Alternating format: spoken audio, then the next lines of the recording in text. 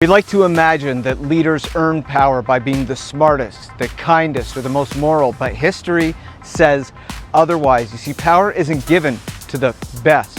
It's taken by the one who can make everyone else believe they're the strongest. Harvard psychiatrist Arnold Ludwig studied hundreds of political leaders across history and continents. His finding was that the road to the top is almost never about ideas, it's almost always about dominance. In every era, leaders who win have mastered three separate instincts. The first is that they neutralize their rivals early on, not when they're on the verge of beating them, but when they're still small enough to be able to crush them without a fight. The next point he observed, they always build a core of loyalists. You don't need universal popularity, you need a small group who will fight to the death for you no matter what. Third, you have to control perception.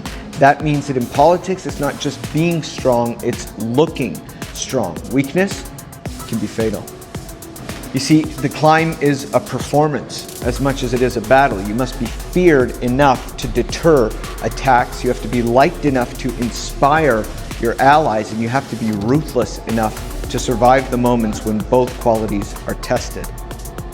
Before the Velvet Revolution in Czechoslovakia, Václav Havel was a playwright and a dissident, respected in activist circles, but dismissed by many as being too idealistic for politics. But when the communist regime in Czechoslovakia began to crumble, Havel moved quickly.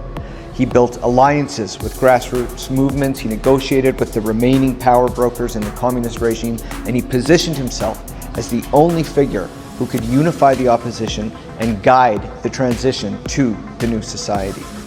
By the time others realized how much influence he had gathered, it was already too late, and Havel was the only obvious choice for president.